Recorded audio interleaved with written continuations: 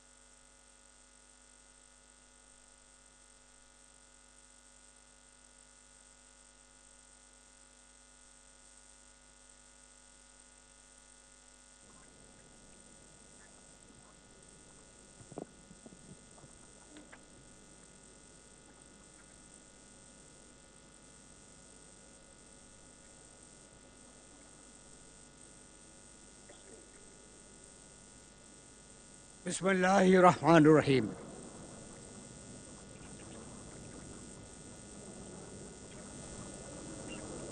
এই ত্রয়োদশ জাতীয় সংসদ প্রথম অধিবেশনে মাননীয় প্রধানমন্ত্রী এবং এই সংসদের প্রধান, সম্মানিত সংসদ সদস্যবৃন্দ, আসসালামু আলাইকুম ওয়া রাহমাতুল্লাহ।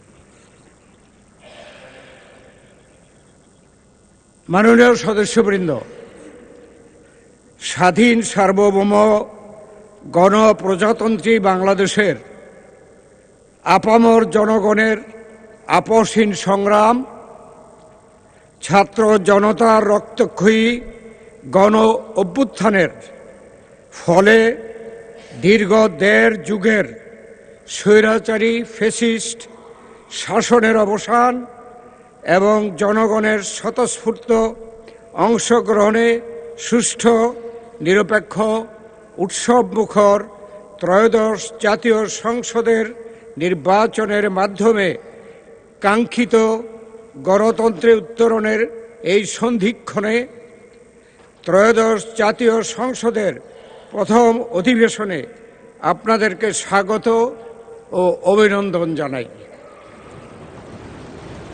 জনগণের ম্যান্ডেট নিয়ে জনগণের পক্ষে কাজ করার জন্য আপনারা মহান জাতীয় সংসদে এসেছেন। এ এক মহৎ দায়িত্ব এবং গৌরবের বিষয়। দেশপ্রেমের সুমহান মন্ত্র বুকে ধারণ করে দেশ মাতৃকার তরে আপনাদের অঙ্গীকার পালনে আপনাদের সক্রিয় দায়িত্বশীল অংশগ্রহণ গণতন্ত্রের নূতন করে অগ্রযাত্রাকে আরও গতিশীল ও সমৃদ্ধ করবে, এ আমাদের দৃঢ় বিশ্বাস।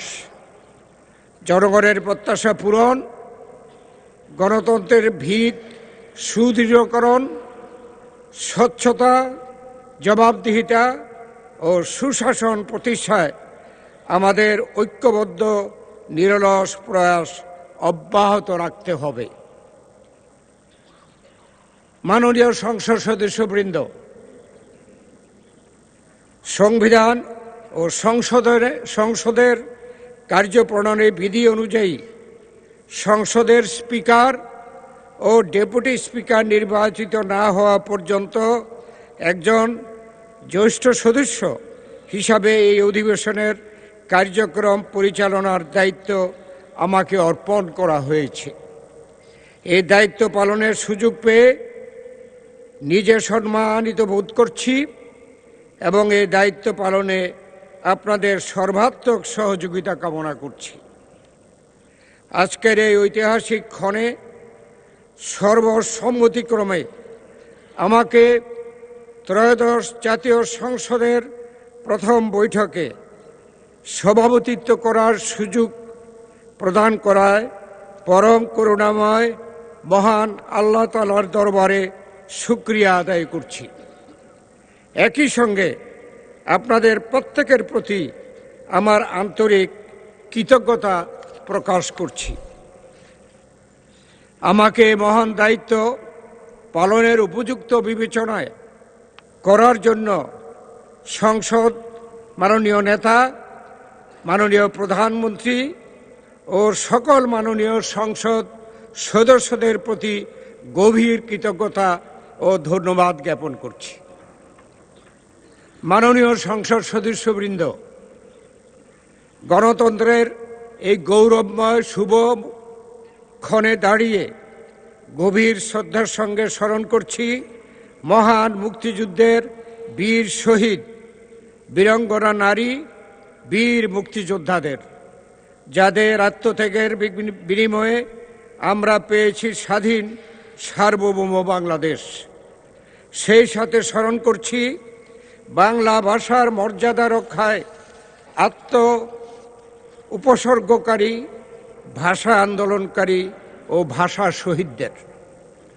স্মরণ করছি দীর্ঘ 18 বছরের স্বৈরাচার বিরোধী আন্দোলনে অংশগ্রহণকারী সকল সংগ্রামী মানুষ ও রাজনৈতিক নেতা কর্মীদের, যারা নিপীড়ন, গুম, হত্যার শিকার হয়েছেন। আরও স্মরণ করছি জুলাই গণ অভ্যুত্থানে অদম্য ছাত্র জনতাকে, যারা শহীদ ও আহত হয়েছেন। তাদের ত্যাগ আমাদের স্মরণ করিয়ে দেয় স্বাধীনতা অর্জনের মতোই তার সংরক্ষণ ও চর্চা করাও একটি অবিরাম দায়িত্ব।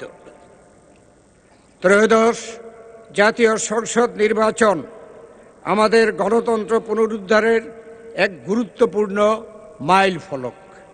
দীর্ঘ 18 বছর পর জনগণ নির্বিঘ্নে ভোটাধিকার প্রয়োগের সুযোগ পেয়েছে।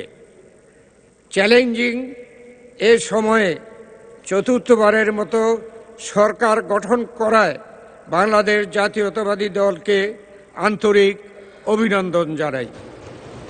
সংসদ নেতা ও প্রধানমন্ত্রী হিসাবে দায়িত্ব গ্রহণ করায় বিএনপির চেয়ারম্যান, মাননীয় প্রধানমন্ত্রী জনাব তারেক রহমানকে জানাই উষ্ম অভিনন্দন ও শুভেচ্ছা।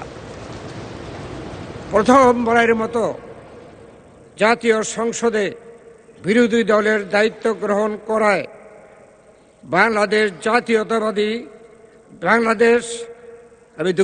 বাংলাদেশ জামায়াতে ইসলামকে আমি অভিনন্দন জানাচ্ছি।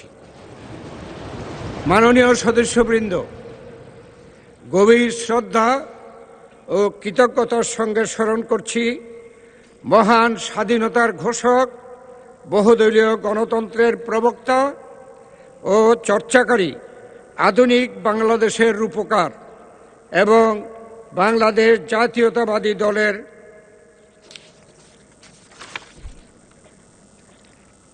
প্রতিষ্ঠাতা চেয়ারম্যান শহীদ রাষ্ট্রপতি জিয়াউর রহমান।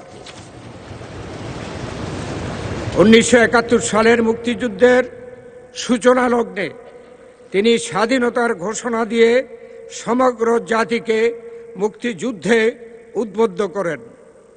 পরবর্তীতে বীরত্বের সঙ্গে যুদ্ধ করে স্বাধীনতা অর্জনে গুরুত্বপূর্ণ ভূমিকা রাখেন।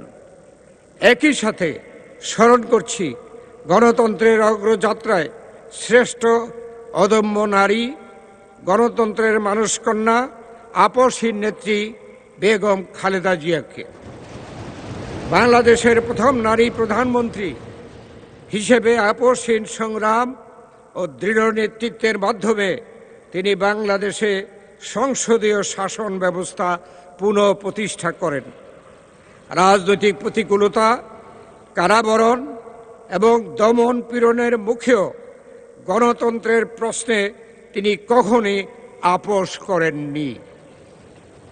1990 সালের স্বৈরাচার বিরোধী আন্দোলন থেকে শুরু করে 2024 সালের জুলাই আন্দোলন, গণতন্ত্র রক্ষার সংগ্রাম আমাদের ইতিহাসকে নূতন নূতন অধ্যায়ে সমৃদ্ধ করেছে।